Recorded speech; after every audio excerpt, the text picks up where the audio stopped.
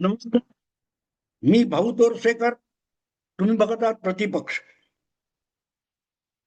मित्रांनो, आज मी बोलतोय ती 19 तारीख आहे आणि भारतात 19 तारीख उजाडलेली असली तरी अमेरिकेत 19 तारीख उजाडलेली नाही. त्यामुळे भारतामध्ये 19 डिसेंबरचा सूर्य मावळत असताना अमेरिकेत 19 डिसेंबरचा सूर्य उगवत असणार आहे. आणि त्यामुळे ज्या काही त्या एप्स्टीन फाईल वगैरे बाहेर यायच्या आहेत आणि त्यांनी जगभर एक भूकंप होऊ घातलेला आहे. तो विषय धरून महाराष्ट्राचे माजी मुख्यमंत्री पृथ्वीराज चव्हाण यांनी जे काय वक्तव्य केलंय आणि जो चर्चेचा विषय झालेला आहे त्याविषयी मी बोलायचं टाळलं होतं, ते आज बोलतोय. मला खरंच पृथ्वीराज चव्हाण यांची या संदर्भातली वक्तव्य ऐकून वाईट वाटलं. कारण काँग्रेसमध्ये अजूनही डोकं ठिकाणावर असलेली जी काही मोजकी माणसं आहेत आणि त्यामुळे काँग्रेसला पुनरुज्जीवन मिळू शकेल अशा ज्या काही आशा आहेत, त्या आशेचा किरण असलेली जी मोजकी काही माणसं आहेत त्यामध्ये मी पृथ्वीराज चव्हाण यांचा समावेश करत होतो. अत्यंत उच्च शिक्षित आणि फार अमेरिकेला जाऊन मास्टर डिग्री वगैरे केलेला हा माणूस राजीव गांधी यांच्या आग्रहाखातर वडिलार्जित असलेल्या राजकीय वारशामध्ये आला आणि राजकारणात आला, मंत्री झाला, खासदार झाला, अगदी महाराष्ट्राचा मुख्यमंत्री झाला आणि त्यापूर्वी दिल्लीमध्ये पंतप्रधान कार्यालयाचा डी फॅक्टो पंतप्रधान असल्यासारखा पीएमओ मिनिस्टर ऑफ स्टेट झाला. ही सगळी पदं छोटी नाहीत मित्रांनो. पीएमओचा मंत्री याचा अर्थ असा होतो की तो डी फॅक्टो पंतप्रधान होता. पंतप्रधान पदावर मनमोहन सिंग आरूढ झालेले होते, पण मनमोहन सिंग हे एक बुजगावणं होतं हे आता लपून राहिलेलं नाही. त्यांना कठपुतळी सारखं वापरून सोनिया गांधी भारत सरकारच्या कारभार चालवत होत्या आणि पंतप्रधान कार्यालयातल्या हव्या त्या फायली परस्पर सोनिया गांधींकडे जात होत्या आणि त्या कोणामुळे जात होत्या हे वेगळं सांगण्याची गरज नाही. नेहरू खानदानाशी निष्ठा असलेल्या प्रेमलाताई चव्हाण यांचे चिरंजीव किंवा आनंदराव चव्हाण यांचे चिरंजीव हा पृथ्वीराज चव्हाण यांचा वारसा आहे. सातारा जिल्ह्यामध्ये त्यांचं सगळ्यात मोठं राजकीय कार्य काय असेल तर त्यांना यशवंतरावांचा कट्टर विरोधक असलेला आणि चव्हाण आडनाव असलेला असा जो वारसा आहे, त्या वारशामुळे इंदिरा खानदान नेहरू खानदानामध्ये पृथ्वीराज चव्हाण यांचं नाणं चलनी होतं आणि म्हणून त्यांना राज्यसभेत जाता आलं, अगदी मंत्री होता आलं. आणि ज्या वेळेला अशोक चव्हाणांना बाजूला करायची वेळ आली तेव्हा पृथ्वीराज चव्हाण यांच्या गळ्यात महाराष्ट्राच्या मुख्यमंत्री पदाची माळ पडली होती. पण इतर काँग्रेसचे नेते आणि पृथ्वीराज चव्हाण यांच्यामध्ये एक मोठा फरक आहे की पृथ्वीराज चव्हाण हे अभ्यासू आहेत, उच्च शिक्षित आहेत आणि दीर्घकाळ डोकं ठिकाणावर ठेवलेला नेता आहे आणि प्रसंगी नावडत्या गोष्टी बोलण्याची सुद्धा हिंमत त्यांच्याकडे आहे. पण डोकं ताळतंत्र न ठेवता बोलणं हा दुर्गुण त्यांच्याकडे क्वचितच दिसलेला आहे. पण ज्या वेळेला ही सगळी आपली कमावलेली व्यक्तिगत प्रतिष्ठा यासारखा माणूस पणाला लावतो तेव्हा मग वाईट वाटतं. राग येत नाही, वाईट वाटतं.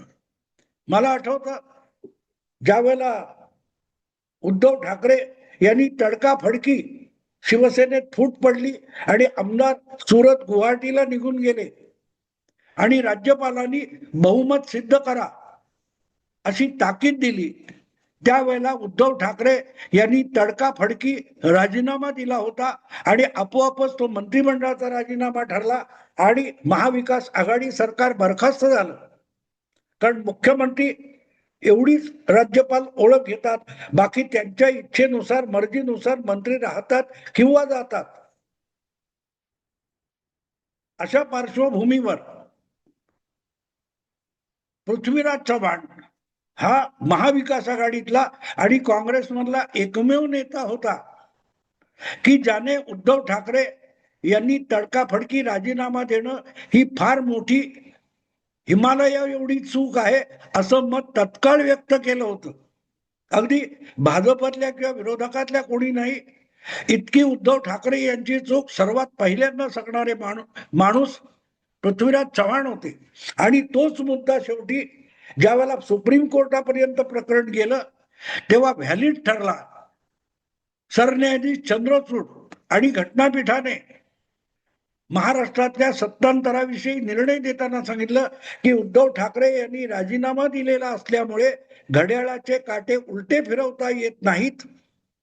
जर उद्धव ठाकरे यांनी राजीनामा दिला नसता आणि विधानसभेमध्ये बहुमताच्या प्रस्तावाला सामोरं जाऊन उद्धव ठाकरे यांना मुख्यमंत्रीपद सोडावं लागलं असतं तरीही घड्याळाचे काटे उलटे फिरवता आले असते. जे सरकार बरखास्त राज्यपालांनी केलेलं नाही त्या राज्यपालांवर ठपका ठेवून परत एकदा उद्धव ठाकरे यांना मुख्यमंत्री करण्याचा कुठलाही अधिकार सुप्रीम कोर्टाकडे नाही, कारण त्या मुख्यमंत्र्याने स्वेच्छेने राजीनामा दिलेला आहे. त्याला कोणी बरखास्त केलेलं नाही किंवा हाकून लावलेला नाही. आपण बहुमत गमावलं याची कबुली देत जर मुख्यमंत्र्याने राजीनामा दिलाय तर आम्ही घड्याळाचे काटे उलटे फिरवू शकत नाही. हे जवळजवळ 1.5-2 वर्षानंतर सुप्रीम कोर्टाने सांगितलं. पण अवघ्या काही तासात 2 तासात मला वाटतं 1.5 किंवा 2 तासामध्ये उद्धव ठाकरेंनी ही चूक केली आहे हे 2 वर्ष आधी सांगणारा माणूस पृथ्वीराज चव्हाण होता. आणि अत्यंत घटनात्मक आधारावर त्यांनी सांगितलं होतं की राज्यपालांना चुकीचं ठरवता येईल, पण त्यासाठी यांनी राजीनामा द्यायला नको होता. विधानसभा बोलवणं, बहुमत सिद्ध करायची मागणी करणं हे राज्यपालांचे आक्षेपार्ह मुद्दे आहेत. ते पृथ्वीराज चव्हाण सध्या जी काय बकवास करतायत ती बघून म्हणून वाईट वाटतं.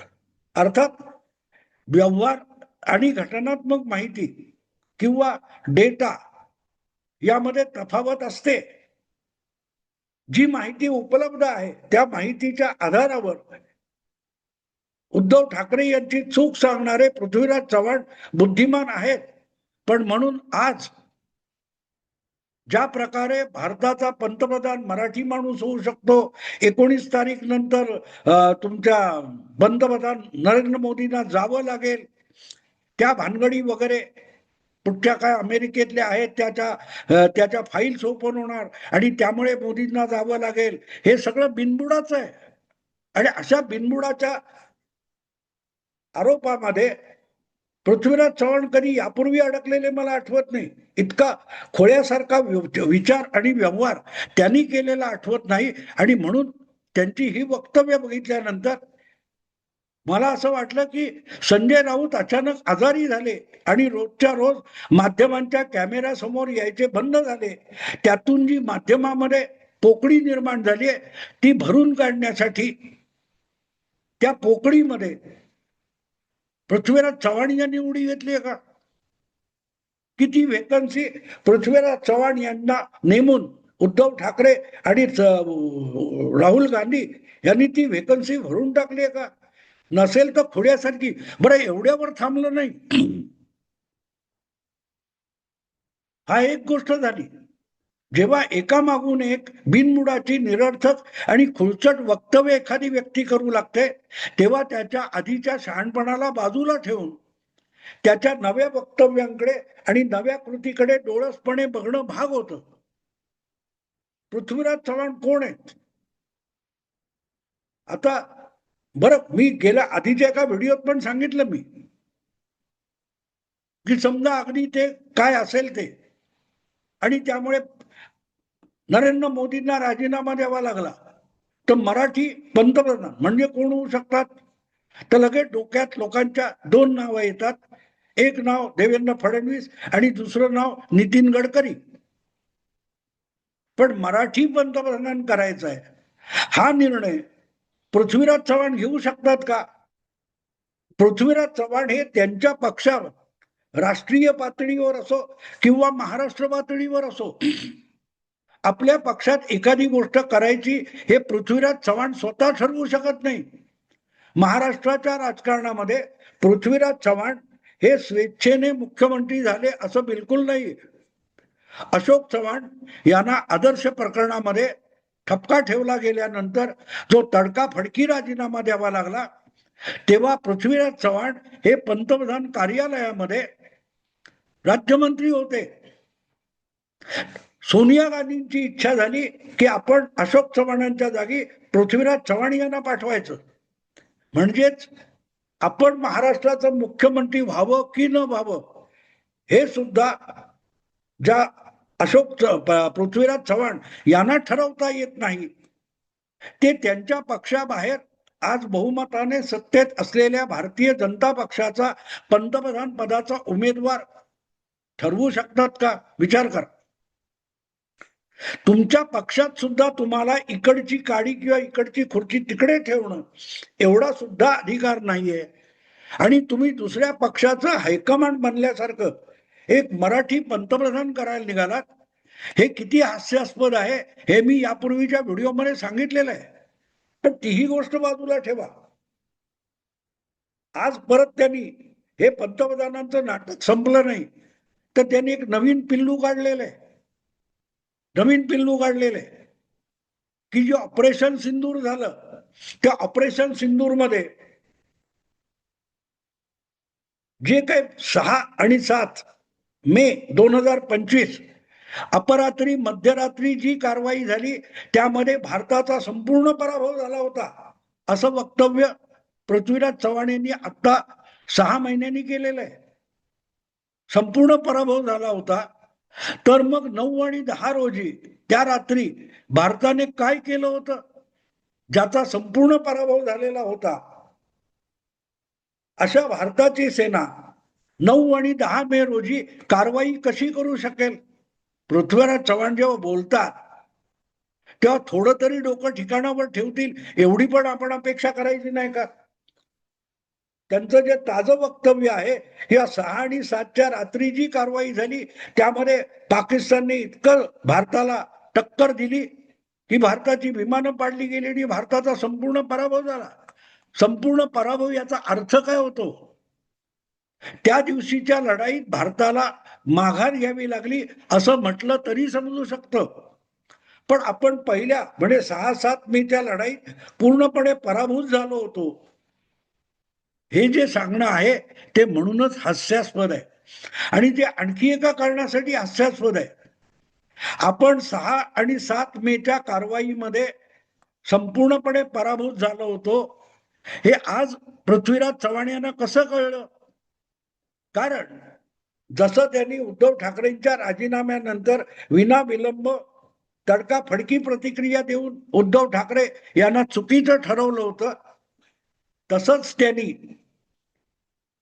7 मे 2025 रोजी म्हणजे भारताची जी पहिली कारवाई झाली अतिरेकी तळावर काय ते बहावलपूर आणि आणखीन कुठे भारताने जे हल्ले केले होते अतिरेकी छावण्यांवर त्या कारवाईच्या दुसऱ्या दिवशी म्हणजे 7 मे 2025 ला याच पृथ्वीराज चव्हाण यांनी भारतीय सेनेचं गुणगान केलेलं होतं. किती पिन पॉइंटेड ऍक्शन केली भारतीय सेनेने.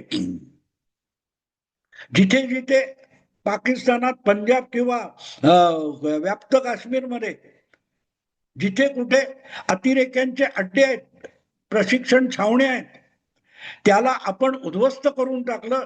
म्हणून भारतीय सेनेची पाठ थोपटणारी एक व्हिडिओ क्लिप पृथ्वीराज चव्हाण यांची उपलब्ध आहे. मग त्या दिवशी माझं डोकं ठिकाणावर नव्हतं. 6 महिन्यानंतर माझं डोकं ठिकाणावर आलंय आणि म्हणून मी आज छाती ठोकपणे सांगतोय की 6 आणि 7 रोजी भारताचा संपूर्ण पराभव झाला होता. आज जर पृथ्वीराज चव्हाण यांना असा दावा करायचा असेल की 6-7च्या कारवाईमध्ये भारताचा पाडाव झाला होता आणि पाकिस्तानचा विजय झाला होता तर मग 7 मे 2025 ला तुम्ही त्याच पराभूत झालेल्या सेनापतींचं सैन्याचं कौतुक कशाला करत होता, याचाही खुलासा करावा लागेल. हा, पृथ्वीराज चव्हाण एवढं सांगू शकतात की त्या दिवशी माझं डोकं ठिकाणावर नव्हतं, मी प्रचंड काहीतरी नशापान केलं होतं किंवा माझ्या मेंदूला धक्का लागला होता, त्यामुळे मी त्यावेळेला बोललेला जर कुठे क्लिप मिळत असेल तर मी त्यावेळेला वाटेल ते बरळलेलं आहे, त्यावर कोणी विश्वास ठेवू नये. माझ्या आजच्या वक्तव्यावर विश्वास ठेवा, कारण गेले 6 महिने माझं डोकं ठिकाणावर नव्हतं. असाही खुलासा पृथ्वीराज चव्हाण यांना करता येईल. नसेल तर 6 महिन्यामध्ये आपल्या त्याच एका कृतीविषयी, कारवाईविषयी एवढी टोकाची भिन्न मतं कशाला आहेत. किंवा असंही जगू शकत, त्यावेळेला मी देशप्रेमाने भारावलेला होतो आणि त्यामुळे खोड्यासारखं काही बोलत होतो किंवा धादांत खोटं बोलत होतो, किंवा तोपर्यंत आमचे सर्वोच्च नेते, महान नेते राहुल गांधी यांची कुठलीही प्रतिक्रिया आलेली नव्हती. त्यामुळे या बाजूने बोलावं की त्या बाजूने बोलावं, या दोलायमान अवस्थेमध्ये माझी बुद्धी आणि माझा मेंदू होता, आणि त्यामुळे एका बाजूला तोल जाऊन मी भारतीय सेनेचं 6-7 मेच्या कारवाईसाठी कौतुक केलं, असाही खुलासा पृथ्वीराज चव्हाण करू शकतात. कारण त्यांचा सूर्य त्या त्या दिवशी राहुल गांधींचा मूड असेल त्या दिशेने उगवत असतो. जगाचा सूर्य भले पूर्वेकडून उगवत असेल, पण पृथ्वीराज चव्हाण आणि तत्सम जे जे काँग्रेसवाले आहेत त्यांच्यासाठीचा सूर्य रोजच्या रोज राहुल गांधींकडून परवानगी घेतो, व आज कुठून उगवू, ती परवानगी मिळाली की मगच उगवतो. आणि त्यामुळे जर एखाद्या दिवशी राहुल गांधींकडून सूर्याला परवानगी मिळाली नाही तर मग त्या दिवशी सूर्य उगवला हे सुद्धा बोलायची हिम्मत कोणीही काँग्रेसवाला करत नाही, तर मग पृथ्वीराज चव्हाण तरी काय करणार. आणि म्हणून आपल्याला या निष्कर्षाप्रत यावं लागतं की पृथ्वीराज चव्हाण हे 7 मे 2025 ला भारतीय फौजेचं कारवाई, ऑपरेशन सिंदूरची पहिली कारवाई केली आणि कौतुक करत होते, तेव्हा ते शुद्धीत नव्हते, त्यांचं डोकं ठिकाणावर नव्हतं, असा आपल्याला निष्कर्ष काढायला लागतो. आणि म्हणून मला असं वाटतं की कदाचित संजय राऊत यांच्या आजारपणामुळे जी रिक्त झालेली जागा आहे, माध्यमाचा स्पेस, तो व्यापण्यासाठी कदाचित पृथ्वीराज चव्हाण यांनी आपलं डोकं गहाण टाकलेलं असावं. अन्यथा अशा गोष्टी होणार नाहीत. कशाच्या आधारावर तुम्ही आज बोलताय, बरं आज बोलताय त्याचाही पुरावा नाही, तेव्हा बोलले त्याचाही पुरावा नाही, अर्थात त्याचा पुरावा खुद्द भाजप पाकिस्तानने दिलेला आहे. अमेरिकेच्या पेंटॅगॉन या युद्धशास्त्र संस्थेने, तिथला स्पेन्सर नावाचा एक मोठा अभ्यासक, जाणकार मानला जातो, त्याने ऑपरेशन सिंदूरचं कौतुक करताना सांगितलंय की जगाने यापुढे ऑपरेशन सिंदूरचा अभ्यास करावा, कारण या पुढचं सगळं युद्धशास्त्र हे ऑपरेशन सिंदूरने दाखवलेल्या दिशेने जाणार आहे. आणि त्या दिशेकडे अंगुली निर्देश करताना पृथ्वीराज चव्हाण म्हणतात की यापुढची सगळी युद्ध जर क्षेपणास्त्रांनी होणार असतील तर मग 12-12 लाखाची फौज हवी कशाला, त्यांच्याकडून दुसरी कामं करून घ्या. हे डोकं ठिकाणावर नसल्याचा दुसरा पुरावा आहे. कारण सैन्य आणि सैनिक, नौदलाचे असोत, भूदलाचे असोत किंवा हवाई दलाचे असोत, हे आपत्ती व्यवस्थापनात सुद्धा महत्वाची भूमिका बजावतात. हे मुख्यमंत्री राहिलेल्या आणि पीएमओ मंत्री राहिलेल्या पृथ्वीराज चव्हाणांना कळत नसेल तर त्यांचं डोकं नक्कीच ठिकाणावर नाही. आणि कदाचित ती शक्यता आहे. आज युद्धशास्त्र आणि युद्धाविषयी एवढं मोठं बोलणारे हे पृथ्वीराज चव्हाण यांचं मुख्यमंत्री पद का गेलं याचा तरी त्यांना पत्ता लागला होता का. 2014च्या विधानसभा निवडणुकांची घोषणा झाली आणि उमेदवारी अर्ज भरायची तारीख 4 दिवसांनी संपणार असताना अचानक पृथ्वीराज बाबा चव्हाण यांना राज्यपालांकडे जाऊन आपल्या पदाचा राजीनामा द्यावा लागला होता 2014. आणि त्याचं कारण होतं अचानक शिवसेना भाजप युती जागा वाटपावरून तुटली तर राष्ट्रवादी काँग्रेसने सुद्धा त्या विधानसभा निवडणुकीत काँग्रेस बरोबर जागा वाटप करायला नकार दिला आणि तेव्हा विधानसभेतले राष्ट्रवादीचे गटनेते असलेले उपमुख्यमंत्री अजितदादा पवार यांनी राज्यपालांकडे जाऊन आपण पृथ्वीराज चव्हाण यांना मुख्यमंत्री म्हणून दिलेला पाठिंबा काढून घेत असल्याचं पत्र दिलं आणि काही तासाच्या आत पृथ्वीराज चव्हाण यांना मुख्यमंत्री पदाचा राजीनामा द्यावा लागला होता. ऐन निवडणुका रंगात आलेल्या असताना आपलं मुख्यमंत्रीपद आणि आपला पाठिंबा किती आहे याचा सुद्धा अंदाज सुगावा सुद्धा आपला पाठिंबा काढून घेतला जाणार याचा सुगावा सुद्धा ज्याला लागला नाही असा हा महान मुख्यमंत्री आहे तो आज युद्धशास्त्राविषयी बोलतोय. आपल्या नाकाचा शेंबूड पुसता येत नाही त्याने दुसऱ्या कोणाचं तरी ढुंगण पुसायचं राहून गेलंय आणि तसं ढुंगण न धुता त्याने पॅन्ट चढवलेली आहे असं सांगावं यापेक्षा पृथ्वीराज चव्हाण यांची सध्याची वक्तव्य किंचितही वेगळी नाहीत. हा, संजय राऊत यांची जागा ते लवकरच घेतील. कदाचित उद्या पृथ्वीराज चव्हाण हे सामनाचे कार्यकारी संपादक झाले तर मला नवल वाटणार नाही. मित्रांनो, आता थांबतो. आवडलं लाईक करा, शेअर करा आणि प्रतिपक्षाला सबस्क्राईब करा. नमस्कार.